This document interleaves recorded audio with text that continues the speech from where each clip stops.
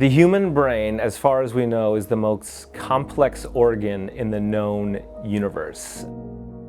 And we are really just scratching the surface in terms of what it means to really understand how the brain leads to thinking and processing information.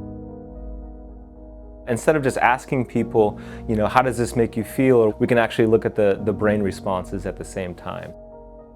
When I was training originally as an undergraduate, I was told that infants can't experience complex emotions. As a parent, I disagreed. I think it's important to highlight that babies are aware of what's going on, even if they can't necessarily talk to us about it. Not too long ago, it wasn't really known that infants experience complex emotions, such as jealousy. We bring in babies and their parents, and we film them and then do coding of those behaviors. And we also collect brain activity.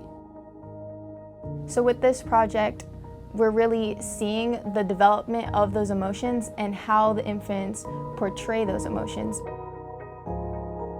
What this equipment allows us to do is to track where in the brain people have more blood activity for certain behaviors, and that allows us to know which parts of the brain control which types of behaviors. We also have the rest of the cameras kind of following the baby around the room, zooming in on their face so that we can see their affect, how close they are, like body tension. We are coding all of those different behaviors. With all of the techniques that I've learned and the skills I've learned in this lab, it's something that you can't really learn in a class. FGCU provides us with this cutting-edge technology, and that really does help us prepare our students to launch into their careers and go to graduate school.